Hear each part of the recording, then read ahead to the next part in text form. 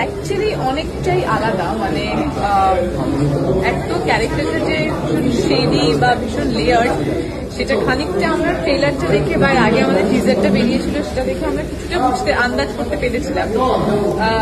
আজকে ট্রেলারটা দেখে আরো বিশেষ করে বোঝা যাচ্ছে যে ক্যারেক্টারটাতে ঠিক কতটা লেয়ার আছে। আর আমার এই স্ক্রিপ্টটার অ্যাকচুয়ালি ফার্স্ট অ্যান্ড ফরমোস্ট অ্যাট্রাকশনই ছিল যে এই ক্যারেক্টারটা এত ভালো এবং একদম ডিফারেন্ট একটা চরিত্র, যেটা প্লে করতে গিয়ে বা যেটার ব্যাপারে যেটার মধ্যে অ্যাক্টিং করতে গিয়ে আমার মনে হয় আমাকে অনেকটা বেশি ওয়ার্কশপ করতে হয়েছে বা অনেকটা বেশি ভাবতে হয়েছে চরিত্রটা নিয়ে যে কিভাবে এটার সঙ্গে জাস্টিফাই করা যায়।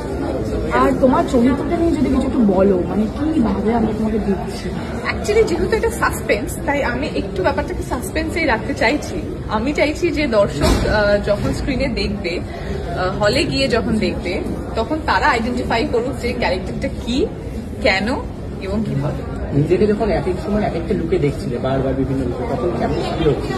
খুব ভালো। ইনকেস আমাদের সব থেকে টাফ জব ছিল যে একটা ক্যারেক্টারের সঙ্গে আরেকটা ক্যারেক্টার এতটাই আলাদা যে একটা ক্যারেক্টার প্লে করার সঙ্গে সঙ্গে সেই ক্যারেক্টার থেকে বেরিয়ে যখন আরেকটা টোটালি আলাদা গেটআপে আমরা যাচ্ছি, টোটালি আলাদা আরেকটা চরিত্র ধারণ করা। তো সেটার জন্য বিট্টুদা তখন এতেও বলছিলেন, মানে স্টেজে দাঁড়িয়েও বলছিল যে আমাদেরকে আমাদের যে ডিরেক্টর তার সঙ্গে আমাদেরকে ডিসকাস করতে হতো, যেহেতু আমরা অনেক সময় হচ্ছে যে একই দিনে দুটো ক্যারেক্টার করেছি। সো ওই টাইমটাতে একটা চরিত্র থেকে আরেকটা চরিত্র শিফট করাটা, এইটা একটা খুব চ্যালেঞ্জিং। এখানটা তোমার ডান্স সিকোয়েন্সও দেখা যায়, কেমন কেমন খুবই টেন্স ছিলাম আর খুবই নার্ভাস ছিলাম, কারণ আমি যেটা পারফর্ম করেছিলাম, যেটা ট্রেলারে ছোট্ট একটা ঝলক দেখা গেল, সেটাকে ছাউ বলে। আর ছাউ আমাদের বাংলার খুব বিখ্যাত একটা ফোক ডান্স ফর্ম, আর খুবই খুবই ডিফিকাল্ট একটা ফর্ম। আমি জানি না আমি কতটা পেরেছি করতে, কিন্তু আমাদের সুকলান ভট্টাচার্য সুকলান স্যার আমাকে কোরিওগ্রাফ করেছিলেন ওখানে। সো আমি চেষ্টা করেছি যতটা সেটার কাছাকাছি যাওয়া যায়। জানি না বাকিটা দর্শক করতে। টিভিটা মানে কিন্তু আমরা সবসময় এখন দেখতে পাচ্ছি একদম হিট যাকে বলে, এরপরে আমরা রঘু ঢাকাতেও দেখবো।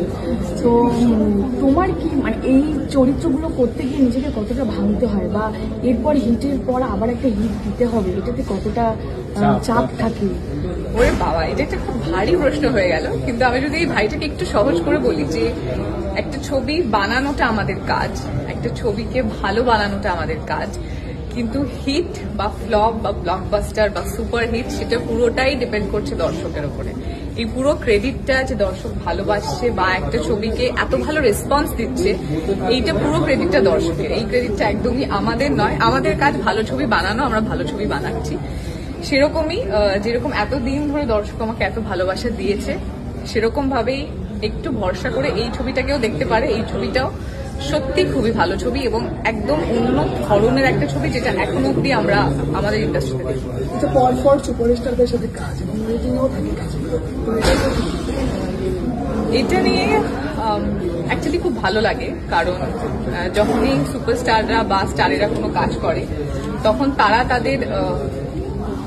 তারা নিজেদের কাজটা নিয়ে খুবই কনসিয়াস থাকে। তো তারা যে আমাকে যোগ্য ভাবে বা আমাকে ভাবে যে আমি তাদের প্রজেক্টের একটা পার্ট হতে পারবো, এইটা ভাবলে আমার খুবই ভালো লাগে। আমি ফিল ব্লেসড ফর দ্যাট। অডিয়েন্সকে একটাই কথা বলবো এবং রিকোয়েস্ট করব যে আপনারা সবাই 29শে অগস্ট আমাদের ছবি বহুরূপ রিলিজ করছে।